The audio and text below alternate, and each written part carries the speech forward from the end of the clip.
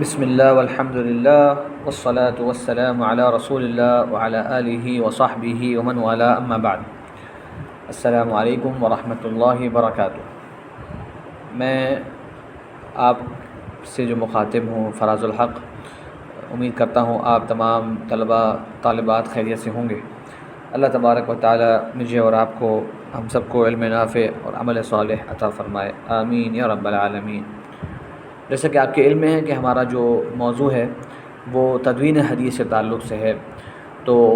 تفصیلی موضوع ہے انشاءاللہ آج کی کلاس میں اور آئندہ آنے والی کلاس میں اس کے مختلف پہلوؤں پہ گفتگو کریں گے تاکہ یہ موضوع پورا سمٹ جائے اور اس کے تعلق سے انشاءاللہ جو بنیادی باتیں ہیں وہ مجھے اور آپ کو سمجھ میں آ جائیں۔ تو آج کی جو پہلی محفل ہے ہماری، اس میں ہم تدوین حدیث کے آغاز سے بات کریں گے کہ باقاعدہ تدوین حدیث کا آغاز کیسے ہوا اور یہ آپ صلی اللہ علیہ وسلم کے زمانے میں، صحابہ کرام کے زمانے میں کس طرح سے ہوا کرتی تھی، پھر تابعین کے زمانے کیسے ہوئی، یہاں تک کہ جو ہمارے یہاں مشہور حدیث کی کتابیں ہیں کتب ستہ یا اس سے پہلے موطا امام مالک، وہاں تک بات پہنچ گئی اور باقاعدہ حدیث کی کتابیں ہمارے سامنے آنا شروع ہو گئیں۔ ان مرحلے میں انشاءاللہ پھر ہم آگے جا کے بات کریں گے، لیکن پہلی کلاس کے اندر انشاءاللہ ہم کوشش کریں گے کہ کتابیں جو حدیث کی لکھی گئی ہیں ان سے پہلے حدیث کس طرح تھی اس کو واضح کر سکیں اور میں اور آپ انشاءاللہ وہ سمجھ سکیں۔ اللہ تبارک و تعالی مجھے اور آپ کو صحیح سمجھنے کی توفیق عطا فرمائے، آمین۔ سب سے پہلے تدوین حدیث کا مطلب یقیناً ہمیں جاننا چاہیے کہ مطلب کیا ہے تدوین کا اور مطلب کیا ہے حدیث کا۔ تو جناب تدوین عربی زبان میں کہتے ہیں کوئی متفرق چیز کو ایک جگہ جمع کر دینا، یعنی کہ آپ کے پاس 10 صفحات ہوں، آپ کے گھر میں 10 پیجز پڑے ہوئے، آپ نے ان 10 پیجز کو ایک جگہ جمع کر کے بائنڈ کر دیا یا ایک فائل میں ڈال دیا تو کہلائے گا کہ آپ نے ان صفحات کو تدوین کر دیا، ایک جگہ مرتب کر دیا، ٹھیک ہے۔ تو جب ہم بات کر رہے ہیں تدوین حدیث کی تو اس کا مطلب بھی یہی ہے کہ احادیث مختلف جگہوں پر موجود ہیں، مختلف اشیاء پر لکھی ہوئی ہیں، مختلف لوگوں کے سینوں میں ہیں یا مختلف لوگوں کی کتابت میں ہے، اس سب کو ایک جگہ جمع کر دینا، یعنی کسی ایک فارم میں لے آنا اس کو، اسے ہم کہتے ہیں تدوین۔ اور حدیث یقیناً آپ جانتے ہیں اور تفصیل سے پڑھ چکے ہیں اور حدیث کا ہی یہ کورس ہے، تو وضاحت کے لیے تدوین حدیث اور سنت تقریباً ایک ہی معنی میں استعمال ہوتے ہیں۔ اس کا مطلب ہوتا ہے کہ آپ صلی اللہ علیہ وسلم کی طرف جس بات کی نسبت کی جائے یا جس عمل کی نسبت کی جائے یا جو کام آپ صلی اللہ علیہ وسلم کے سامنے ہو اور آپ اس پر مطلع ہو جائیں پھر بھی اس پہ انکار نہ کریں، اور آپ صلی اللہ علیہ وسلم کے اخلاق حمیدہ اور آپ صلی اللہ علیہ وسلم کا حلیہ مبارکہ، یہ 5 اشیاء میں نے ذکر کری، اس سب جو ہے وہ حدیث کو کہتے ہیں۔ تو تدوین حدیث کا مطلب انشاءاللہ امید ہے کہ اچھی طرح سمجھ میں آ گیا ہوگا کہ یہ جو حدیث ہے آپ صلی اللہ علیہ وسلم کے فرامین ہیں یہ کیسے ایک جگہ جمع ہوئے، اس پر انشاءاللہ آج ہم بات کریں گے۔ سب سے پہلے جاننا ضروری ہے کہ یہ حدیث آپ صلی اللہ علیہ وسلم کے زمانے میں کس طرح سے ہوا کرتی تھی اور اس کی کیا اہمیت ہے، کیا ضرورت ہے کہ اس کو جمع کیا جائے ایک جگہ پر، کیا اس کی تاکید ہے ہمارے دین میں، کیا آپ صلی اللہ علیہ وسلم نے اس کو جمع کرنے کا حکم دیا یا نہیں دیا۔ تو پہلی بات تو قرآن مجید سے ہم دیکھتے ہیں کہ اس میں سنت رسول کا مقام بڑی اچھی طرح واضح کیا گیا، اور جب اس چیز کا مقام واضح کیا گیا تو یقیناً اس میں ضمناً یہ دعوت موجود ہے کہ بھائی یہ اتنی اہمیت کی چیز ہے تو اس کی حفاظت کی جاتی ہے۔ آپ کے پاس گھر کے اندر اگر بہت بڑی رقم موجود ہوگی تو یقیناً آپ اس کی حفاظت کریں گے، کہنے کی ضرورت نہیں پڑے گی آپ کو کہ اس کی حفاظت کرو، کیوں، یہ کہنا کافی کہ بھائی میرے پاس بہت بڑی رقم ہے۔ آپ کے گھر میں کوئی جیولری ہوگی آپ اس کی حفاظت کریں گے کیونکہ وہ قیمتی چیز ہے۔ تو جب دین نے کسی چیز کو قیمتی قرار دے دیا اور اہمیت والا قرار دے دیا تو ضمناً اس کی حفاظت اور اس کا خوب اہتمام کرنا یہ میرے اور آپ کے ذمے بھی لازم ہو گیا۔ تو قرآن مجید میں جب اللہ تعالیٰ نے فرمایا وما ينطق عن الهوى ان هو الا وحی یوحى، کہ یہ پیارے نبی صلی اللہ علیہ وسلم اپنی مرضی سے باتیں نہیں کرتے بلکہ جو کچھ کہتے ہیں وہ اللہ کی طرف سے وحی ہوتا ہے۔ اس کا مطلب کہ آپ صلی اللہ علیہ وسلم کی فرامین کا بھی اسی انداز سے اہتمام کیا جائے گا، اس کا بھی خوب محنت کی جائے گی کہ ان کو محفوظ رکھا جائے، ان کو درست رکھا جائے، ان پہ کوئی غلطی نہ آ جائے، ان کی ہر طرح حفاظت کی جائے، جس طرح ہم قرآن مجید کی اللہ تبارک و تعالیٰ نے حفاظت کری اس کی حفاظت ہم نے کرنی ہے۔ اسی طرح فرمایا اللہ کے نبی اکرم صلی اللہ علیہ وسلم نے، اور جو قرآن مجید کی آیت ہے قل ان کنتم تحبون اللہ فاتبعونی یحببکم اللہ، اے نبی کہہ دیجئے ان سے، اللہ تعالیٰ نبی کو فرما رہے ہیں کہ ان لوگوں سے کہیے، آپ نے اپنے صحابہ کرام سے کہہ دیا یا تمام لوگوں سے کہہ دیا کہ اگر تمہیں اللہ سے محبت ہے تو میری اتباع کرو، تم سے اللہ تعالیٰ محبت کرنا شروع کر دے گا۔ تو نبی کی زندگی اور نبی کے ہر فیصلے، نبی کی ہر بات، نبی کا ہر قدم، اس کے بارے میں آگاہی جاننا ہمارے لیے ضروری ہے، کیونکہ یہ اللہ کی محبت کا راستہ ہے۔ یہ نہیں کہ ہم اس کے اللہ سے محبت کر پائیں گے، نہیں، اللہ کی محبت ہمیں نصیب ہوگی، لیکن بہت ہی چوٹے کی اور بہت ہی بلند پایا مرتبہ ہے۔ اسی طرح نبی اکرم صلی اللہ علیہ وسلم اور قرآن کی آیتیں اور بھی بہت ساری ہیں۔ پھر احادیث میں ہم دیکھیں تو آپ صلی اللہ علیہ وسلم نے اس طرح اشارہ فرمایا تھا کہ بھئی میری احادیث کا بھی اہتمام کرنا، ان کو چھوڑ مت دینا، ان سے اعراض نہ کر جانا، ان کی بھی اتنی اہمیت ہے دین میں جتنی اللہ تعالیٰ کے کلام کی ہے۔ جس طرح اللہ کا کلام صحیح طرح جانے بغیر دین پر عمل نہیں ہو سکتا، اسی طرح پیارے نبی اکرم صلی اللہ علیہ وسلم کی سنتوں کو صحیح طرح سے جانے بغیر دین کی تعلیمات پر عمل نہیں ہو سکتا۔ انشاءاللہ اور باتیں بھی آئیں گی اس کے تعلق سے۔ تو جیسے کہ ابو رافع رضی اللہ عنہ فرماتے ہیں کہ فرمایا نبی اکرم صلی اللہ علیہ وسلم نے کہ میں نہ دیکھوں تم میں سے کوئی شخص جو اپنے آرام دہ پلنگ کے اوپر ٹیک لگا کر بیٹھا ہوا ہو، اس کے پاس میرا کوئی حکم آئے، اللہ کے نبی صلی اللہ علیہ وسلم کا فرمان آئے جس کا آپ نے حکم دیا ہو یا جس کام سے آپ نے منع کیا ہو، تو کہہ دے لا ادری، مجھے نہیں معلوم، ما وجدنا فی کتاب اللہ اتبعنا، ہم تو بھائی اس کی پیروی کریں گے جو ہم نے کتاب اللہ میں پایا، جو قرآن مجید میں لکھا ہے ہم تو اس کے پابند ہیں۔ تو اللہ کے نبی صلی اللہ علیہ وسلم فرمایا کہ ایسا نہ کرنا، ایسا نہ پاؤں تم لوگوں کو میں۔ اور اس طرح کی دیگر احادیث بھی ہیں جس میں آپ فرمایا کہ ایک شخص ایسا ہوگا جو آرام سے پیٹ بھر کر اپنے پلنگ پر لیٹا ہوگا۔ اور اس میں ایک اشارہ ہے کہ اکثر احادیث پر اعتراض کرنے والے لوگ وہ ہوں گے جو آرام پسند ہوں گے، وہ لوگ ہوں گے جو ناز و نغم کی زندگی گزارنے والے ہوں گے، وہ لوگ ہوں گے جو عیش و عشرت میں مصروف اور مگن رہنا چاہتے ہیں، اور کو لگتا ہے کہ اس میں احادیث نبوی صلی اللہ علیہ وسلم بہت بڑی رکاوٹ ہیں اور بند ہیں کہ ناجائز طریقے سے عیش و عشرت کی جائے۔ تو تفصیلات شریعت چونکہ احادیث میں آئی ہیں تو احادیث کا انکار کرنے والوں کی کیفیت یہ بیان کی گئی کہ وہ پیٹ بھر کر پلنگ پر لیٹے ہوئے ہوں گے، جو یقیناً ایک آسانی اور آسائشوں والی کیفیت ہے۔ عام صحابہ کرام کا اس وقت کا یہ معمول اور یہ حلیہ تھا بھی نہیں۔ بہرحال اور بھی بہت سارے اقوال صحابہ کرام سے بھی ملتے ہیں سنت کی تاکید میں۔ ایک حدیث کا قول، ایک صحابی کا قول میں آپ کے سامنے رکھتا ہوں، اور پھر انشاءاللہ بات کو آگے بڑھاتے ہیں تاکہ ہمیں صحیح طرح سے بات کو سمجھ میں آنا شروع ہو جائے۔ عمران بن حسین رضی اللہ عنہ جو کہ صحابی ہیں، انہوں نے ایک مرتبہ بیٹھے ہوئے تھے، تو ایک شخص نے ان سے کہا کہ بھائی ہمیں تو قرآن کے بارے میں بتائیے، ہمیں تو قرآن کے بارے میں بتائیے، بس قرآن سے ہی ہمیں آپ وضاحت کیا کیجئے جو اس میں لکھا ہوا ہے۔ تو آپ نے کہا ادھر آؤ بھائی، قریب آؤ۔ وہ قریب آئے، کہا کہ اگر تمہیں اور تمہارے ساتھیوں کو، کیونکہ وہ ایک بندہ تھا وہ کسی قوم کو ریپرزینٹ کر رہا تھا، مطلب کسی قوم کا نمائندہ تھا، کہا کہ اگر تم اور تمہارے ساتھیوں کو میں قرآن کی طرف بھیج دوں، کیا تمہیں قرآن میں نظر آئے گا کہ ظہر کی نماز 4 رکعت پڑھنی ہے، عصر کی نماز 4 رکعت پڑھنی ہے، مغرب کی نماز 3 رکعت پڑھنی ہے جس میں 2 رکعت میں جہری تلاوت کرنی ہے؟ کیا اگر میں تمہیں اور تمہارے ساتھیوں کو قرآن کی طرف لوٹا دوں، کیا تم اس میں پاؤ گے کہ طواف خانہ کعبہ کا 7 چکر ہوتے ہیں اور صفا مروہ کے گرد طواف کیسے کیا جاتا ہے؟ پھر کہنے لگے کہ اے میری قوم، اے لوگوں، ہم سے لے لیا کرو، ہم سے احادیث سن لیا کرو، پیارے رسول کے فرامین جو ہم تو بتاتے ہیں ان کو لے لیا کرو، اور اگر تم ایسا نہیں کرو گے فَإِنَّكُمْ وَاللَّهِ إِلَّا تَفْعَلُوا لَتَضُلُّنَّ، بے شک اگر تم اللہ کی قسم ایسا نہیں کرو گے تو ضرور بضرور گمراہ ہو جاؤ گے۔ تو یہ صحابی رسول صلی اللہ علیہ وسلم کی بہت ہی مضبوط منطق، بہت ہی مضبوط دلیل جو انہوں نے سنت کی اہمیت پر بیان کری۔ چلیے جی اب اس گفتگو سے آگے بڑھتے ہیں اور جاننے کی کوشش کرتے ہیں کہ صحابہ کرام کے زمانے میں آپ صلی اللہ علیہ وسلم کے فرامین کے ساتھ صحابہ کرام کا کس طرح کا تعلق ہوا کرتا، اور کیا واقعی وہ تدوین حدیث کے اندر ان صحابہ کرام نے اہتمام کیا ہے کہ بعض والے لوگوں نے جناب شروع کر دیا یہ کام۔ تو سب سے پہلی بات یہ ہے کہ آپ صلی اللہ علیہ وسلم کے صحابہ کرام نبی اکرم صلی اللہ علیہ وسلم کی ایک ایک بات کو مانتے، ایک ایک بات کو فالو کرتے۔ وہ اس لیے نہیں مانتے خالی کہ بس کوئی مشورہ دے رہا ہے ان کو، نہیں، وہ اس کو دین سمجھ کے مانتے۔ وہ آپ صلی اللہ علیہ وسلم کے ایک ایک عمل کو جو ہے وہ اپنایا کرتے، حتیٰ کہ وہ بھی عمل جس کے اندر ان کو کوئی واضح حکمت بھی نظر نہ آ رہی ہو، پھر بھی وہ کہتے ہیں کہ اس کو کرنے میں ہی عافیت ہے۔ اس کی دلیل کیا ہے جناب؟ آپ سمجھیں گے یہ ایک دعویٰ ہو گیا بھائی،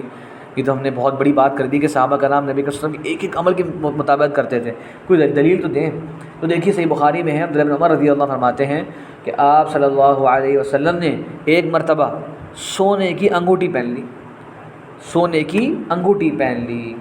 پھر آپ صلی اللہ علیہ وسلم کو دیکھا دیکھی دیگر لوگوں نے بھی سونے کی انگوٹھی پہننا شروع کر دی، پھر آپ صلی اللہ علیہ وسلم نے اس انگوٹھی کو چھوڑ دیا اور پھینک دیا، یا اللہ تعالیٰ کی طرف سے وہی آگے ہوگی کہ یہ مردوں کے لیے درست نہیں، تو پھر آپ نے فرمایا کہ میں اس کو کبھی نہیں پہنوں گا۔ تو لوگوں نے بھی اپنے اپنے سونے کی انگوٹھیاں پھینک دی یا اتار دی۔ آپ سوچیے، آپ کسی نے نہیں کہا کہ آپ نے کیوں پہنی تھی، اور کسی نے نہیں کہا یہ کہ کیوں اتار دی، بس اللہ کے رسول صلی اللہ علیہ وسلم جب تک پہنی تو دیگر نے پہن لی، آپ نے اتاری انہوں نے بھی اتار لی۔ یہ تھا صحابہ کرام کا سنت سے تعلق، اور اس طرح سے وہ سنت پر عمل کر کے اس کو محفوظ کرتے۔ ہاں یہ بات غور سے دوبارہ سے، سنت پر عمل کرتے ہوئے وہ سنت کو محفوظ کر لیتے، اس کو زندگی کا حصہ بنا لیتے۔ اب ایک سنت پہ عمل کر لیا نا، اب وہ زندگی بھر ایک ذہن میں رہے گی۔ اب آپ کوئی اگر مخصوص سنت پر عمل کرنا شروع کر دیں آج، تو ایسا ہی ہے نا کہ مہینے بعد آپ کی وہ عادت بن جائے گی، اور پھر آپ کی زندگی کا حصہ بن جائے گی، اور آپ کے بعد والے لوگ جو ہیں، جو کہ اولاد ہیں، آپ کے متعلقین ہیں، وہ بھی اس کے بارے میں آگاہی کرنا شروع کر دیں گے کہ بھائی دیکھیں فلاں شخص جو ہے وہ ہمیشہ یہ کام کرتا ہے، اس کا تو یہ معمول ہے سنت کرنا۔ تو عمل کرنے پر آپ سے سوال بھی ہوگا تو آپ سوال کا جواب دیں گے بھائی کہ اللہ کے رسول ایسا کیا کرتے تھے، تو پھر آپ وہ محفوظ کر لیں گے اس بات کو۔ تو سب سے بہترین طریقہ احادیث کو یاد کرنے کا اور اس پہ ہمیشہ کے لیے محفوظ رکھنے کا وہ ہے کہ اس کو عمل میں لے کے آیا جائے، اور جب تک وہ اور عمل میں رہے گی انشاءاللہ وہ بھولے گی بھی نہیں، کیونکہ آپ کے ذہن میں ہر وقت آتا رہے گا کہ میں فلاں کام یوں کر رہا ہوں کیونکہ اللہ کے نبی صلی اللہ علیہ وسلم نے یہ کام کیا۔ چلیے ایک اور مثال دیتے ہیں کہ صحابہ کرام کس انداز سے سنت کی تدوین کا اہتمام کرتے ہیں، اور وہ میں نے کیا کہا کہ عمل کے ذریعے۔ جیسے کہ ابو داؤد میں ہے کہ ابو سعید خدری رضی اللہ عنہ روایت کرتے ہیں کہ اللہ کے نبی صلی اللہ علیہ وسلم اپنے صحابہ کرام کے ساتھ نماز پڑھ رہے تھے کہ آپ نے اچانک سے اپنی چپلیں اتاریں اور اپنے بائیں جانب رکھ دیں، چپلیں اتار کے بائیں جانب رکھ دیں۔ جب لوگوں نے یہ دیکھا تو لوگوں نے بھی اپنی اپنی چپلیں اتار لیں۔ اب بھائی چپل پہن کے نماز کیوں پڑھ رہے تھے؟ بھائی اس وقت گرم زمین ہوتی تھی اور کبھی کبھار بارش بھی جایا کرتی تھی، تو آج کی طرح کے آسانیاں نہیں میسر تھیں۔ بہرحال تو لوگوں نے اپنی چپلیں اتار کے الٹے ہاتھ پہ رکھ دیں۔ تو جب نبی اکرم صلی اللہ علیہ وسلم نے نماز پوری پڑھ لی تو آپ نے فرمایا کہ تم نے یہ کام کیوں کیا، کیوں چپلیں تم نے اتار دیں؟ تو سنیے جواب، کہتے ہیں رأیناک القیت نعلیک فالقینا نعالنا، ہم نے دیکھا کہ ابھی آپ صلی اللہ علیہ وسلم آپ نے اپنی چپلیں اتار دیں تو ہم نے بھی اتار دیں۔ تو فرمایا نبی اکرم صلی اللہ علیہ وسلم نے بھائی میرے پاس جبریل علیہ السلام آئے تھے اور انہوں نے مجھے خبر دی تھی کہ اس کے اندر گندگی لگی ہوئی ہے، تو میں نے تو اس وجہ سے اس کو اتارا۔ لیکن آپ دیکھ سکتے ہیں کس طرح صحابہ کرام نے علت اور حکمت جانے بغیر یہ دیکھتے ہوئے کہ پیارے رسول صلی اللہ علیہ وسلم یہ کام کر رہے ہیں، تو آپ نے بھی فوراً سے صحابہ کرام نے بھی یہ کام کر لیا۔ اچھا، اب ہم دیکھتے ہیں کہ تدوین حدیث کے بارے میں بات ہو رہی ہے کہ احادیث کس طرح جمع ہوئیں، تو ہم ترتیب سے چل رہے ہیں نا کہ صحابہ کرام کس طرح سے سنت کا اہتمام کرتے ہیں۔ اب ان مثالوں سے یہ سمجھ میں آ جائے گا آپ کو کہ جب عمل کا اتنی فکر ہوتی تو یہی باتیں آگے آنے والے لوگوں تک منتقل ہوں، اس کی کتنی فکر ان کو ہوگی، جبکہ وہ مبلغ دین تھے، جبکہ ان کا دین کی تبلیغ کا، دین کی دعوت کا جذبہ ان میں کوٹ کے بھرا ہوا تھا، اس کے لیے ہر تکلیف برداشت کرتے، ہر آسانی کو چھوڑتے، تو یقیناً پھر آگے حدیث کو منتقل کرنے کا جذبہ بھی ایسے ہی ہوگا۔ آئیے ایک مثال سمجھتے ہیں، اس میں ملتا ہے ہمیں کہ کس طرح سے صحابہ کرام کوشش کرتے کہ نبی اکرم صلی اللہ علیہ وسلم کی ایک ایک بات ان تک پہنچ جائے، کچھ چیز مس نہ کر جائیں۔ وہ صحیح بخاری میں ہے کہ امام بخاری فرماتے ہیں کہ ایک صحابی جن کا تعلق انصار سے تھا، اور وہ بنی امیہ بن زید یہ قبیلہ تھا، ان میں سے تھے، جو کہ عوالی کے قریب علاقہ ہے مدینہ منورہ میں آج۔ عمر رضی اللہ عنہ نے اس انصاری صحابی کے ساتھ، ان کا گھر وہاں قریب تھا، ایک کانٹریکٹ کر لیا۔ بھائی سنیے کانٹریکٹ کیا تھا؟ کانٹریکٹ یہ تھا کہ جناب ہم دونوں ایک دن اپنا کام کریں گے اور ایک دن مسجد نبوی جائیں گے اور آپ صلی اللہ علیہ وسلم کے ساتھ دن گزاریں گے۔ مطلب ہفتے کے دن بھائی میں کھیت بھی جاؤں گا، اپنا کام کروں گا، اور آپ نبی اکرم صلی اللہ علیہ وسلم کے پاس جا کے پورا دن گزاریں گے۔ اتوار کا دن آپ جو ہیں وہ کام کریں گے اور میں پورا دن گزاروں گا آپ صلی اللہ علیہ وسلم کی مجلس میں۔ تو اس طرح سے انہوں نے ایک پارٹنرشپ بنا لی اپنے ایک پڑوسی کے ساتھ۔ اور ہوتا کیا تھا، پارٹنرشپ کا مقصد کیا تھا کہ جب وہ رات کو آتے تو پورے دن کی جو خبریں تھیں وہ مجھ کو سناتے، اور اگر میں جاتا اگلے دن تو میں رات کو آ کے پورے دن کی خبریں سناتا۔ یہ کہہ رہے ہیں عمر رضی اللہ عنہ، صحیح بخاری کی حدیث ہے۔ تو سوچیے کتنا اہتمام ہے کہ ہم سے کوئی چیز مس نہ ہو جائے۔ سوچیں اب رات کے وقت وہ آئے ان سے ملاقات کرنے کے لیے گئے، ہاں بھائی شروع ہو جاؤ، صبح گئے کیا ہوا، دوپہر کو کیا ہوا، عصر میں کیا ہوا، آپ نے کیا فرمایا، کون سا وقت ملنے کے لیے آیا، کس صحابی سے کیا واقعہ ہوا، کیا کوئی مال آیا، کیا کوئی جنگ کی بات ہوئی، کیا کوئی وفد ملنے کے لیے آیا، تو ساری کی ساری جو باتیں اور جو کچھ ہو رہا ہوتا تھا مدینہ منورہ میں، اور نبی اکرم صلی اللہ علیہ وسلم نے کیا فرمایا، کیا آپ کے ارشادات تھے، یہ سب کا سب وہ ایک دوسرے کو منتقل کرتے۔ اس طرح سے انہوں نے اپنے عمل سے احادیث کو محفوظ کرنا شروع کر دیا۔ اور بھی میں نے کہا اس کی بہت سی مثالیں، لیکن ہم ظاہر ٹاپک ہمارے بہت وسیع ٹاپکس ہیں، تو ہم مختصر چیز جو ہے وہ جان کے انشاءاللہ آگے بڑھتے ہیں۔ اچھا، ایک تو یہ تھا کہ وہ خود سیکھنے میں بہت زیادہ اہتمام کرتے۔ دوسرا، نبی اکرم صلی اللہ علیہ وسلم نے جب یہ دیکھا کہ آپ کی فرامین دین کا حصہ ہیں، اللہ تعالیٰ نے یہ رتبہ مقام بیان فرمایا، تو آپ صلی اللہ علیہ وسلم نے بھی یہ چاہا کہ آپ کی احادیث کو خوب اہتمام سے لوگ اخذ کریں، ان کو اہتمام سے جانیں، یہ نہ ہو کہ بس سنی باتیں جو ہیں وہ آگے بیان کرنا شروع کر دیں۔ تو نبی اکرم صلی اللہ علیہ وسلم کی احادیث سے ہمیں رکھیے، آپ نے فرمایا نضر اللہ امرأ سمع مقالتی ووعاها، اللہ تعالیٰ اس کا چہرہ تر و تازہ کرے اس بندے کا جس نے میری بات کو سنا اور اس کو اچھی طرح یاد کیا، اور پھر فأداها كما سمعها، پھر آگے پہنچا دیا بالکل اس طرح جس طرح اس نے سنا، من عن، اس میں کوئی تبدیلی کیے بغیر۔ کیوں؟ کیونکہ وہ وحی ہے، کیونکہ وہ دین کا حصہ ہے، اس کو جس طرح سنا اس طرح آگے بیان کرنا، دین کو منتقل کرنا ہے، وحی کو منتقل کرنا ہے۔ اس لیے پیارے رسول صلی اللہ علیہ وسلم نے اس طرح کی خوبصورت دعائیں دی کہ اللہ تبارک و تعالیٰ اس کا چہرہ منور کر دے، تر و تازہ رکھے، جو میری احادیث کو یاد کرتا ہے اور آگے بھی منتقل کرتا ہے۔ اور ساتھ ساتھ جہاں فضیلت ہے وہاں ڈرا بھی دیا آپ نے، فرمایا کہ مجھ پر جھوٹ باندھنا ایسا نہیں ہے جیسے کسی اور پر جھوٹ باندھنا ہے۔ یہ نہیں ہو سکتا مطلب آپ کہیں کہ بھئی فلاں محلے کا جناب کی بڑا ہے، اس نے ایسے بولا ہے، آپ جھوٹ بول دیں کہ ایسا اس نے کہا نہیں تھا، آپ نے بولا بھئی اس نے کہا ہے کہ جس کے گھر میں پانی آ گیا ہم اس کو پیسے دے دیں گے، مثال کے طور پہ۔ یہ تو آپ جھوٹ بول سکتے ہیں نا لوگوں کے بارے میں، تو گناہ ہے بہت بڑا۔ لیکن فرمایا نبی اکرم صلی اللہ علیہ وسلم کہ مجھ پر جھوٹ باندھنا ایسا نہیں ہے کہ جس طرح دیگر لوگ پہ جھوٹ باندھنا ہے۔ پھر کیا فرمایا آپ نے؟ من کذب علی متعمدا فلیتبوأ مقعدہ من النار، جس نے مجھ پر جانتے بوجھتے جھوٹ باندھا وہ اپنا ٹھکانہ جہنم سے لے لے۔ تو جہنم کی وعید ہے رسول صلی اللہ علیہ وسلم پر جھوٹ باندھنے کی وجہ سے۔ کیوں؟ کیونکہ لوگ اسے دین کا سچ سمجھ بیٹھیں گے، لوگ اس پر عمل کر بیٹھیں گے، تو وہ دین کی طرف منسوب ہوگا، عام بات نہیں ہوگی، بلکہ پیارے رسول صلی اللہ علیہ وسلم اس کی نسبت جب ہو رہی ہوگی تو ذمہ داری بھی بڑھ گئی۔ اب صحابہ کرام جو ہیں جہاں وہ احادیث سننے کا اہتمام کرتے، عمل کرنے کا اہتمام کرتے، وہاں وہ احادیث جب منتقل کرتے آگے تاکہ احادیث محفوظ ہو جائیں، ہم سے دوسروں تک پہنچ جائیں اور ایک جگہ جمع ہونا شروع ہو جائیں، تو اس وقت بھی صحابہ کرام خوب زیادہ احتیاط برتتے۔ ذرا سنیے ذرا یہ حدیث، اور یہ دارمی میں ہے کہ انس رضی اللہ عنہ کہتے ہیں کہ اگر مجھے خطرہ نہ ہوتا کہ میں غلطی کر جاؤں گا تو میں تمہیں آپ صلی اللہ علیہ وسلم کی بہت ساری احادیث سناتا، بہت سارے فرامین سناتا، لیکن میں اگر خطرہ ہوتا ہے غلطی کرنے کا تو میں پھر بیان نہیں کرتا، احتیاط کرتا ہوں۔ اور مجھے آپ کو بھی کرنا چاہیے، جب آپ کو پتہ ہو کہ فلاں حدیث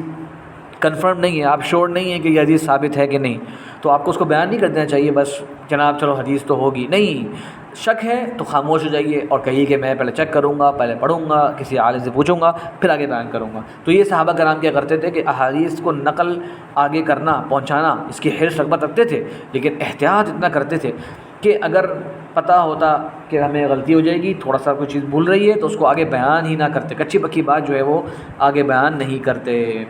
اسی طرح انس رضی اللہ عنہ کے بارے میں ابن سیرین فرماتے ہیں جو بڑے بڑے تابعی ہیں کہ انس رضی اللہ عنہ جو کہ آپ صلی اللہ علیہ وسلم کے خادم تھے اور 10 سال اپنی خدمت کری کہ رسول صلی اللہ علیہ وسلم کی، کہتے ہیں کہ پھر بھی حضرت انس رضی اللہ عنہ جو ہے وہ بہت کم احادیث بیان کرتے ہیں نبی اکرم صلی اللہ علیہ وسلم سے، اور جب حدیث بیان کرتے تو کہتے ہیں او کما قال صلی اللہ علیہ وسلم، یا جس طرح کہا پیارے رسول صلی اللہ علیہ وسلم نے، ایسے کہا یا جس طرح کہا، تو اس طرح سے احتیاط والے الفاظ جو ہے یہ کہا کرتے تھے، اور یہ دیگر صحابہ کرام کا ہی معمول تھا۔ چانچہ سعد بن وقاص رضی اللہ عنہ کے بارے میں کہتے ہیں صاحب نذیر کہ میں سعد بن وقاص رضی اللہ عنہ کے ساتھ مکہ کے سفر پہ گیا۔ اچھا، اس وقت کا سفر مکہ کا مطلب مدینہ سے مکہ 10 دن کہہ لیجیے آپ، کہتے ہیں تو میں 10 دن جانا ہے اور 10 دن آنا ہے، تو میں نے سعد بن وقاص رضی اللہ عنہ کو پیارے رسول صلی اللہ علیہ وسلم کے بارے میں کوئی حدیث بیان کرتے ہوئے نہیں سنا پورے سفر کے اندر۔ کیوں؟ کہ وہ ایک سفر کا موقع ہے، تو وہ چاہ رہے ہیں کہ ان احادیث کو ایک اہتمام کے ساتھ الگ سے بیٹھ کے تسلی سے سکون سے بیان کریں، اور وہ بات بیان کریں جو ان کو کنفرم ہے کہ پیارے رسول صلی اللہ علیہ وسلم کی بات ہے۔ یہ نہیں کہ سفر میں گفتگو کے دوران ہی ایسے حدیثیں بیان کرنا شروع کر دیں جس کے بارے میں ان کو کنفرمیشن نہ ہو کہ یہ حدیث ہے آپ صلی اللہ علیہ وسلم کی۔ بہرحال اب تک کی گفتگو سے ہمیں یہ سمجھ میں آیا کہ صحابہ کرام اپنے عمل سے احادیث کو محفوظ کرتے، اور پیارے رسول صلی اللہ علیہ وسلم کی احادیث بھی ہیں اس بارے میں کہ حدیث کا اہتمام کرو، اور پھر صحابہ کرام جو ہیں وہ حدیثیں سننے کا خوب اہتمام کرتے، کوشش کرتے کہ کچھ مس بھی نہ ہو جائے ان سے۔ لیکن جب تبلیغ کی بات آتی، دین پہنچانے کی بات آتی، تو اس میں وہ خوب احتیاط برتتے۔ یہ سب حدیث کی کمپائلیشن کو اور مضبوط بنا دیتا ہے۔ اور کیجیے، ہم بات کر رہے ہیں تدوین حدیث کے بارے میں۔ جب صحابہ کرام نے اتنا اہتمام کیا، اس کا مطلب جو بات انہوں نے بیان کری ہے وہ بڑی چوٹی کی بات ہے، وہ بڑی پکی بات ہے، اس کے اندر کوئی شک ہی نہیں ہے، کیونکہ اگر ان کو شک ہوتا تو وہ آپ صلی اللہ علیہ وسلم تک اس بات کو بیان کرتے ہی نہیں تھے۔ تو انہوں نے بات ہی وہ بیان کری ہے صحابہ کرام نے آگے جو ان کو 100% پتہ ہے۔ تو حدیث تدوین کے اندر یہ بہت بڑا پہلو ہے کہ جناب ہر قسم کی بات تدوین نہیں کر دی گئی، ہر قسم کی بات بس خالی سن سے باتیں آگے منتقل نہیں کر دی گئی، نہیں، بلکہ جب تک پوری طرح سے یقین نہ ہو جب تک وہ بات آگے بیان نہیں کی گئی۔ چلیے، یہ تو ہم تھوڑا سا صحابہ کرام کے بارے میں جان لیا ہم نے۔ آگے بڑھتے ہیں جناب تیزی سے کہ تابعین کے زمانے میں سنت کا کیا مقام تھا، یا سنت کس حیثیت میں ہوا کرتی تھی تابعین کے زمانے میں؟ کیا وہ بھی اسی طرح کا اہتمام کرتے تھے یا ان کے معاملات تھوڑے سے مختلف ہوتے تھے؟ تو دیکھیے جناب، حضرت عبداللہ بن سیرین رحمہ اللہ محمد بن سیرین رحمہ اللہ اپنے زمانے کے بارے میں بات کر رہے ہیں، اور کیا کہہ رہے ہیں کہ ہمارا جو وقت تھا، یعنی کہ صحابہ کرام کا جو ٹائم تھا نا، تو وہ صحابہ کرام ایک دوسرے سے جب اللہ کے رسول صلی اللہ علیہ وسلم کی احادیث سنتے تو اس کی تصدیق کر لیا کرتے، یعنی ایک صحابی دوسرے صحابی پر پورا اعتماد کرتا، ایک صحابی پوری طرح سے اعتماد کرتا اگلے صحابی پر کہ بھائی یہ بھی میری طرح صحبت کا مرتبہ مقام پا چکا ہے اور میں بھی صحابی ہوں۔ تو جب نبی اکرم صلی اللہ علیہ وسلم کی بات بیان کرتے، احتیاط کے ساتھ بیان کرتے، تو وہ صحابہ کرام ایک دوسرے کی باتوں کی تصدیق کر لیا کرتے۔ ٹھیک ہے، ابن سیرین کہتے ہیں جب فتنے ہوئے، جب طرح کے قتال شروع ہو گئے، طرح کی تابعین کے زمانے کے اندر، صحابہ کے زمانے کے آخری سالوں کے اندر طرح کی جناب روافض آ گئے اور جنگی بھی ہو گئی وغیرہ وغیرہ، اس طرح کے جو فتنے ہوئے، تو کہتے ہیں پھر ہم نے تحقیق کرنا شروع کر دی، اور پھر آپ صلی اللہ علیہ وسلم کی جب بات ہم تک پہنچی تو ہم کہتے سموا لنا رجالکم، بتاؤ جی تمہیں یہ بات کس نے بتائی ہے، کون ہے یہ تم تک حدیث پہنچانے والا؟ تو جو صحیح عقیدے کے اہل السنہ، سنت پر عمل کرنے والے، صحابہ کرام کے منہج پر چلنے والے لوگ ہوتے، ان کی احادیث لے لیا کرتے، اور جو بدعتی لوگ تھے ان کی احادیث چھوڑ دیا کرتے۔ تو یہ تابعین کے زمانے میں سنت کا اہتمام ہوتا کہ وہ بھی ہر ایک سے ایری غریب بات نہیں سن لیا کرتے، بلکہ چیک کرتے کہ جس کا عقیدہ و منہج درست ہے اس کی بات سنتے اور اعتماد کرتے، اور جس کے بارے میں شک ہوتا یا جس کے بارے میں یقین نہ ہوتا کہ وہ سنت پر عمل کرنے والا ہے اور عقیدے میں بھی درست ہے، اس کی بات کو نہیں لیتے۔ اور انہوں نے تاکید کرتے ہوئے ایک اہم اصول قاعدہ بیان کر دیا کہ بھائی یہ علم جو ہے کہ دین ہے، بس اس کو اخذ کرنے سے پہلے دیکھ لیا کرو تم کس سے اس دین کو حاصل کر رہے ہو، کیونکہ کل کو تم اس کو دین بناؤ گے تو چیک کرو کہ جس سے تم علم حاصل کر رہے ہو کیا وہ واقعی معتبر انسان ہے، کیا وہ حدیث کے بارے میں اس پہ اعتماد کیا جا سکتا ہے، کیا دین کے فہم صحیح طرح سے اس کو ہے کہ نہیں۔ بہرحال اس طرح کے اور بھی بہت سارے اقوال ہمارے سامنے میں ملتے ہیں، اور اس کے لیے میں آپ کو ایڈوائز کروں گا، آپ طلبہ حضرات ہیں تو زیادہ تر اقوال آپ کو امام مسلم کی جو کتاب ہے صحیح مسلم، اس کے مقدمے میں مل جائیں گے۔ اس کا جو مقدمہ ہے آغاز میں، اس میں انہوں نے بہت سارے اقوال ذکر کیے ہیں جس کے اندر صحابہ کرام اور تابعین کس طرح سنت کے بارے میں باریکی سے جائزہ لیا کرتے ہیں وہ ذکر کیا ہے۔ اسی طریقے سے آپ کو جامع بیان العلم و فضلہ، امام ابن عبد البر رحمہ اللہ کی جو کتاب ہے اس کے اندر بہت کچھ مل جائے گا، اور بھی بہرحال کتابیں انشاءاللہ الرحلہ فی طلب الحدیث امام خطیب بغدادی کی ہے، ان میں بھی بہت سارے اقوال سلف صالحین کے سنت کے بارے میں اہتمام کرنے کے تعلق سے آپ کو مل جائیں گے۔ اچھا، اب ہم دیکھتے ہیں آگے چل کے کہ تابعین کا اور زیادہ کس طرح اہتمام تھا۔ تو دیکھیے ذرا، امام عبداللہ بن مبارک کہتے ہیں کہ میں نے سفیان ثوری سے کہا کہ عباد بن کثیر کو تو آپ اچھی طرح جانتے ہیں، لیکن جب وہ حدیثیں بیان کرتے ہیں تو بڑی بڑی منفرد اور بڑی نایاب قسم کی احادیث بیان کرتے ہیں، تو کیا میں لوگوں سے کہہ دوں کہ بھائی ان سے حدیث مت سنا کرو کیونکہ یہ قابل اعتبار نہیں ہے، یہ وہ باتیں بیان کر رہے ہیں جو کوئی اور تابعی بیان نہیں کر رہا؟ تو تو امام سفیان ثوری نے کہا جی ہاں بالکل، لوگوں سے آپ یہ کہیں کہ اس کی باتوں پہ اعتماد نہ کرو۔ تو معلوم ہوا کہ تابعین جو ہیں وہ سنت کے جمع کرنے میں بہت اہتمام کرتے کہ اسی شخص کی باتوں کو نوٹ کرتے، اسی شخص کی باتوں کو آگے بیان کرتے جو قابل اعتماد ہوتا، جس کا دین، جس کا ایمان، جس کا تقوی، جس کی نیکی، یہ سب چیزیں کلیئر ہوتی، تبھی وہ اس کی بات کو آگے بیان کرتے۔ اگر اس کے اندر کوئی کچی بات ہوتی، اگر وہ قابل اعتماد نہ ہوتا تو اس کی روایت ہی آگے تابعین کرام بیان نہیں کرتے تھے۔ پھر تو یہاں یہ بات ہوئی، پھر آپ سوچیں کہ تابعین کے زمانے میں سنت جمع کرنے کا ایک خوب اہتمام اس طرح سے ہوا کہ آپ سوچیں اگر آپ مدینہ کے آپ رہ رہے ہیں مدینہ منورہ میں، آپ ایک منٹ کی سوچیں اپنے بارے میں، آپ رہ رہے ہیں مدینہ منورہ میں، اب آپ کو ٹاسک کیا ملا ہوا ہے کہ آپ نے احادیث جمع کرنی ہے۔ تو بھائی اگر آپ مدینہ میں رہتے ہوئے حدیث جمع کریں گے تو سوچئے وہ جو صحابہ کرام جو چلے گئے کوفہ، وہ صحابہ کرام چلے گئے مکہ، وہ صحابہ کرام چلے گئے شام، مصر، عراق، ان تمام علاقوں میں جو چلے گئے تھے، اب وہ بھی تو آپ صلی اللہ علیہ وسلم کے مختلف معمولات کو جانتے تھے، ان کے سامنے بھی تو نبی اکرم صلی اللہ علیہ وسلم کی زندگی کے مختلف پہلو تھے۔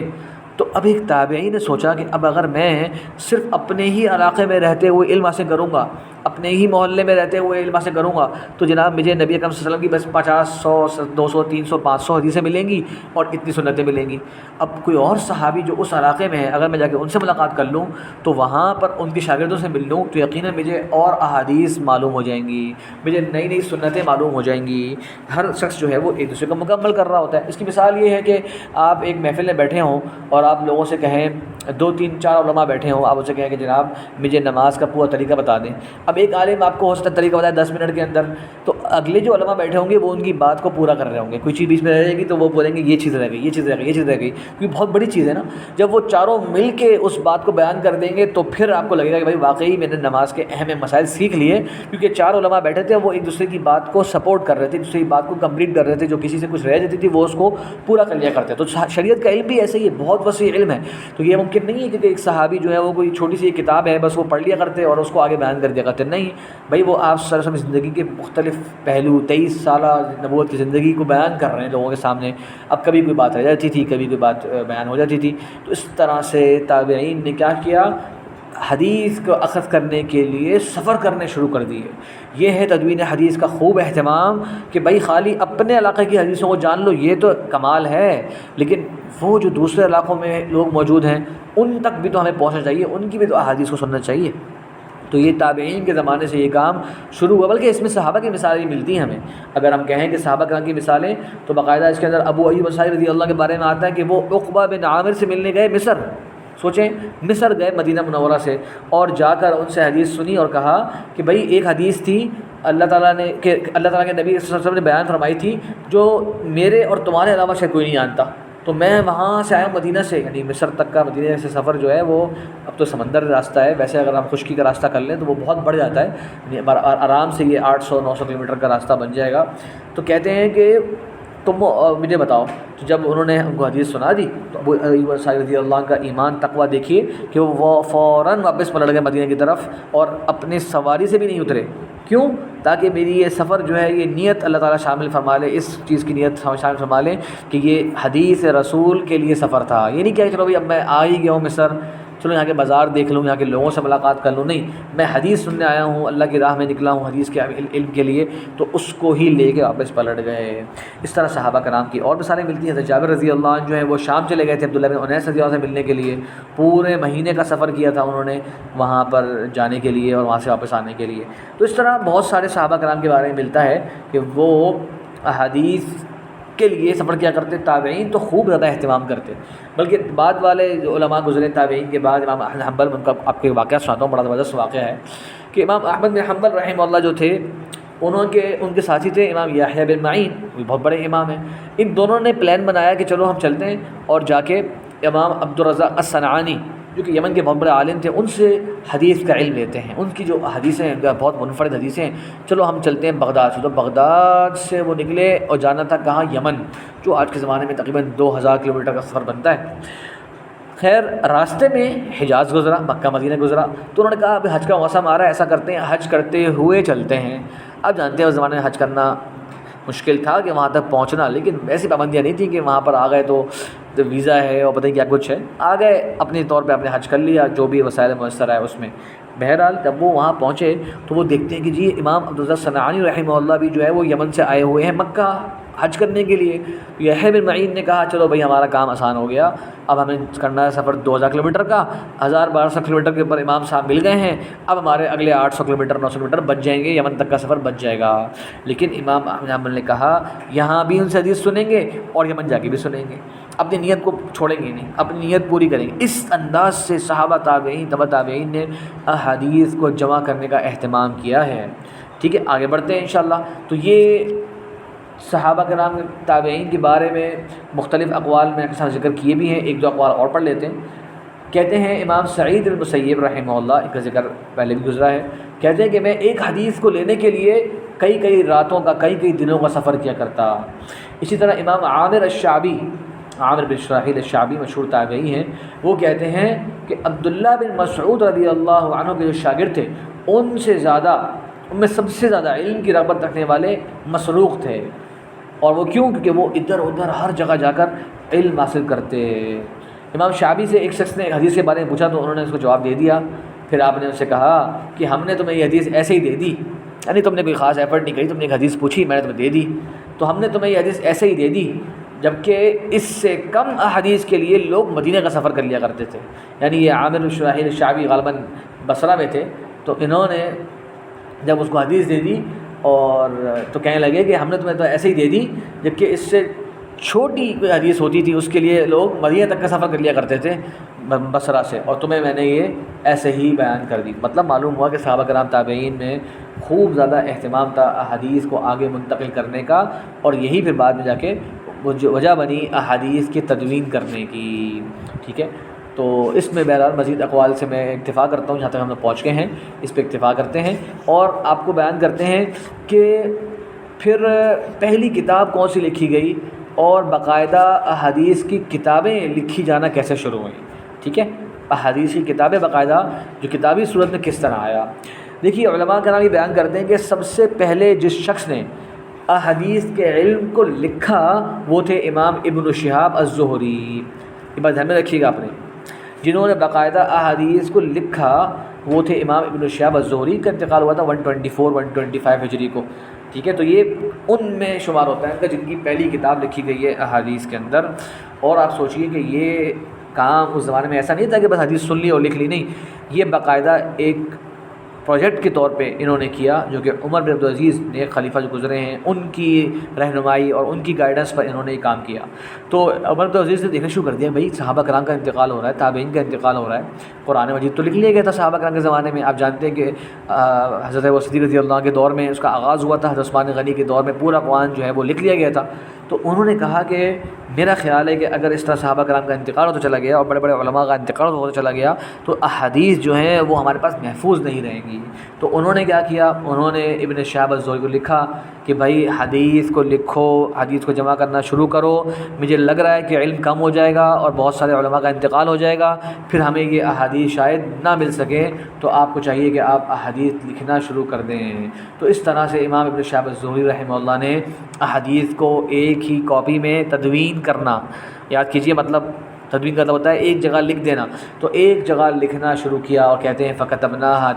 دَفْتَرًا ہم نے مختلف کاپیز کے اندر ان احادیث کو لکھ دیا عمر بن عبدالعزیز رحمہ اللہ کے کہنے پر. اس طرح سے باقاعدہ تابعین کے دور میں پہلی حدیث کی کتاب لکھ دی گئی. اب آپ سے اگر کوئی سوال کرے اور کہے کہ بھئی تابعین نے احادیث لکھی کیوں, کیا وجہ پیش آئی, تو اس کا ایک جواب تو گزر چکا ہے کہ تاکہ صحابہ کرام سے زیادہ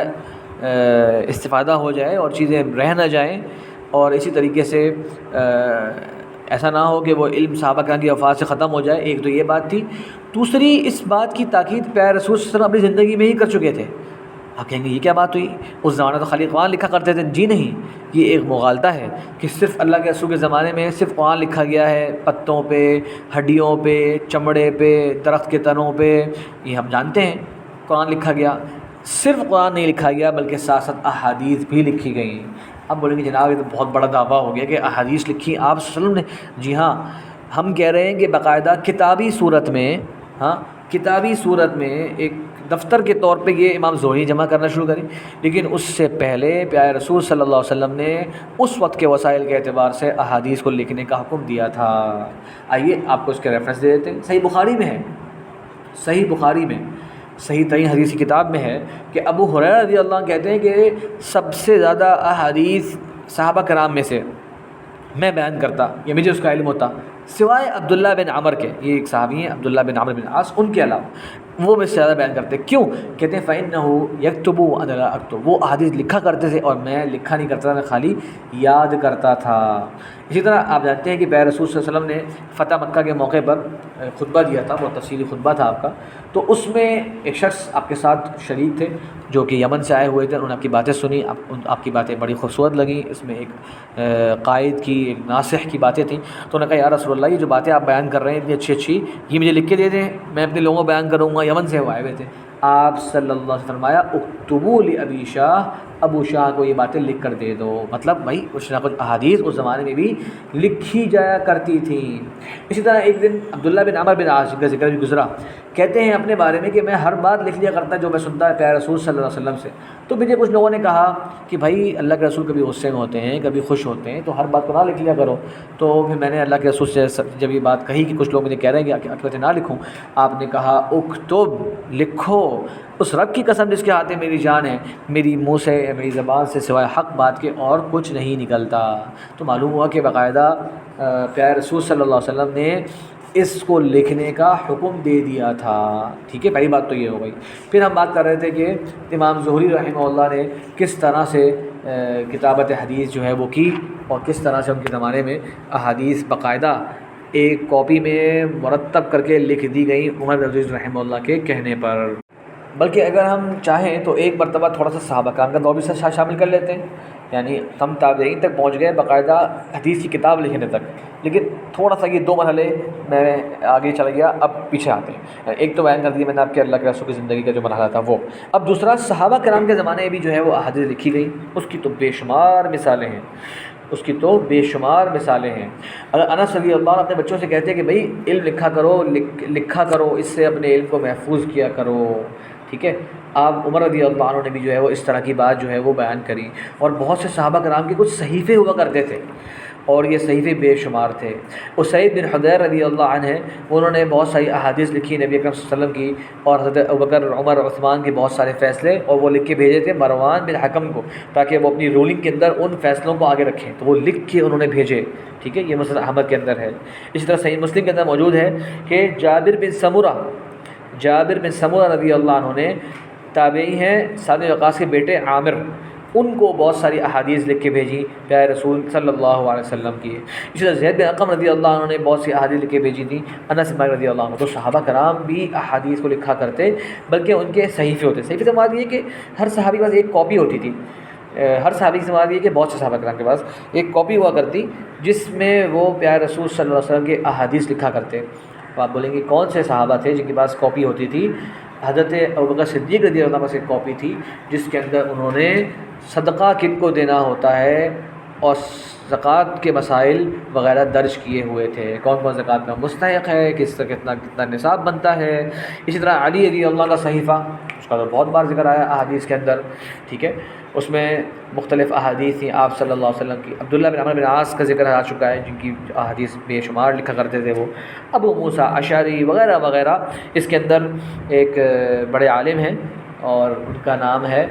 تدوین الحدیث کے نام سے انہوں نے کتاب لکھی ہے، ڈاکٹر مطہر زہرانی۔ آپ ان کی کتاب دیکھیں تو انہوں نے مختلف صحیفوں کا ذکر کیا ہے کہ وہ اس زمانے میں لکھے گئے، اور ان کے آج کے زمانے میں بہت سارے قلمی نسخے بھی موجود ہیں، مخطوطات بھی موجود ہیں بعض اس طرح کے صحیفوں کے، جیسے کہ ابو موسیٰ اشعری رضی اللہ کا صحیفہ ہے، تو ڈاکٹر اکرم عمری مدینہ منورہ کے بہت بڑے عالم دین ہیں، وہ کہتے ہیں کہ یہ ترکی کے اندر ایک مکتبہ ہے شہید علی کے نام سے، وہاں پر اس کی ایک کاپی موجود ہے۔ اسی طرح جابر بن عبداللہ رضی اللہ عنہ مشہور صحابی ہیں، ان کا بھی ایک صحیفہ، اس کی بھی ایک کاپی ہاتھ کی لکھی ہوئی مینوسکرپٹ اس کا موجود ہے۔ بہرحال یہ ہمارے سامنے بھی تو نہیں آئی، لیکن اس طرح کے علماء نے یہ باتیں ذکر کی ہیں۔ تو آپ دیکھ سکتے ہیں کہ صحابہ کرام اور تابعین، ان کے زمانے میں یہ چیزیں ہوتی تھیں۔ تو جیسے میں نے آپ کو ذکر کیا اس کتاب کے بارے میں کہ تدوین السنہ کے نام سے کتاب ہے، یہ آپ دیکھیے گا ضرور. اور اگر ایک اور کتاب جاننا چاہتے ہیں اس بارے میں تو اس کا نام ہے بحوث فی تاریخ السنہ. یہ ڈاکٹر اکرم عمری کی کا میں نے ذکر کیا ابھی، ان کی کتاب ہے. اس میں انہوں نے صحابہ کرام کی بے شمار صحیفوں کا ذکر کیا ہے جو اس زمانے میں ان لوگوں نے لکھے. اس کے بعد جیسا کہ میں نے بتایا آپ کو کہ عمر بن عبدالعزیز کے دور میں باقاعدہ تدوین حدیث کا آغاز ہوا. امام زہری نے پوری کاپی یا پورا دفتر جو ہے وہ بھر کے لکھ دیا. اس طرح سے